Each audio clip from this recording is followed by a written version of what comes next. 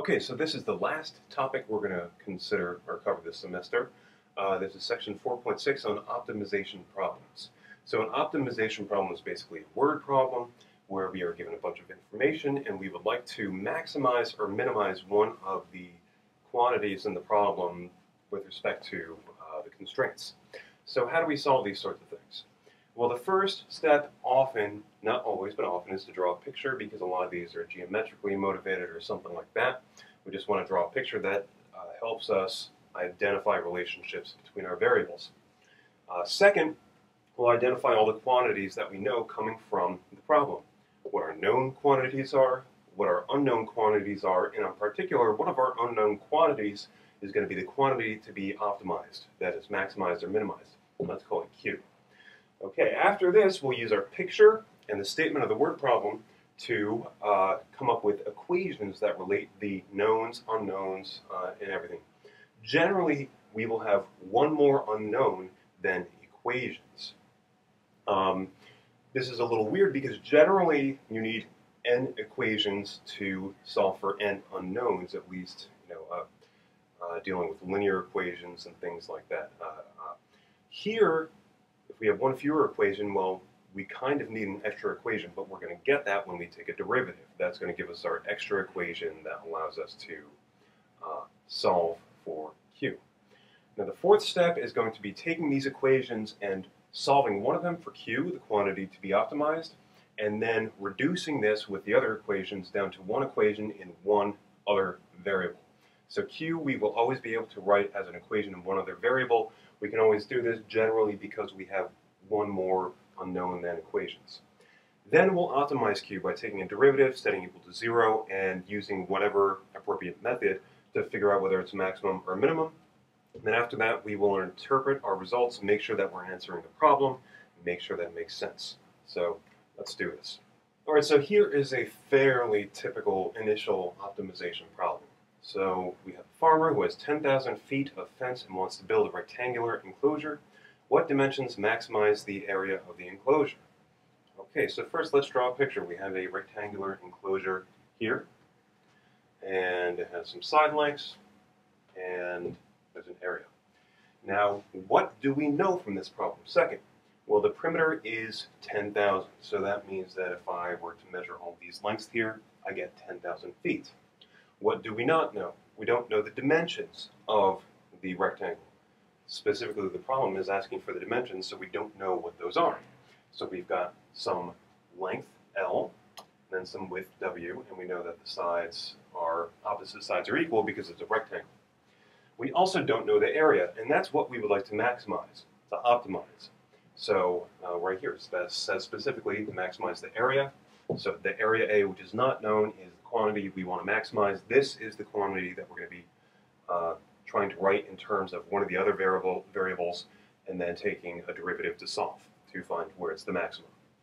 Okay, 3, we have to come up with equations. So what information do we have? Well, we have the perimeter. That's a specific piece of information we have. That's 10,000. And we also know how to write the perimeter in terms of the sides of a polygon. We just add them up. So we have twice the width plus twice the length is equal to the full perimeter of 10,000 feet. Okay, we also need some sort of equation involving the area. Well, the area of a rectangle is the width times the length. We have those two expressions, so the width times length is equal to the area. Okay, so we have two equations, and we would like to reduce down to one equation that involves A and just one of the other variables. So since A is equal to W times L, that means I have to write either L or W in terms of the other. Well, luckily we have one equation, 2W plus 2L equal to 10,000, which involves just the two of those guys, so we can solve it for one of them, say L. So 2L is 10,000 minus 2W, divide both sides by 2 to get L is 5,000 minus W. Now we will substitute this into the equation A is equal to W times L. So replace L with this expression to get A is W times 5,000 minus W, or 5,000 W minus W squared. Let's note here, when we find the equation that gives the quantity to be optimized in terms of one of the other variables, we should figure out what the domain is. Here the domain for W is going to be from 0 to 5,000. It doesn't make sense to have a length of a rectangle being less than 0. That just doesn't make sense. And W can't be bigger than 5,000 because, well, for a variety of reasons. If W is bigger than 5,000, that means that twice W makes more than 10,000, which is already more than the amount of fence we have. Or if you were to plug something bigger than 5,000 into here, you would get a negative number, which doesn't make sense for an area. Okay, so since we have a continuous function, A is a continuous function of W, over a closed interval, we can use the closed interval method to optimize. So that's our fifth step. So take the derivative of A with respect to W, and I get 5,000 minus 2W, and I set that equal to 0 because this derivative always exists. I solve for W to get W is 2,500, and then I put that into a table with the endpoints and the lone critical number, which is 2,500. So when the width is 0, the area is 0. When the width is 2,500, the area is 6,250,000.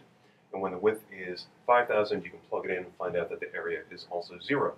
So according to the closed interval method, the maximum indeed, the absolute maximum indeed occurs at 2,500 feet for the width, and the area is 6,250,000 square feet. So now we interpret this back in terms of the problem. So we found out that the maximum area is 6,250,000 square feet. The width W is 2,500 square feet. Now the problem asks for the dimensions of the rectangle, so that means we need to find the length too. The length is 5,000 minus W, which when you plug in 2,500 is also 2,500. Generally, it's a good idea just to go back and find out what all of your known quantities are, just because the question might be asking for the maximum quantity, but it might be asking for what parameters give you the maximum or minimum quantity, as it may be. The interesting thing to note here is that this actually gives a square enclosure. So it turns out that the maximum, given a perimeter, the maximum area that you can come up with by building a rectangle out of that perimeter is always going to be a square. In fact, generally, the most symmetric sorts of shapes are going to be the shapes that give you the maximum area. If we allowed an arbitrary shape, the maximum area would actually be given by the most symmetric shape we have, which is a circle. But that's not relevant here. Anyways, great.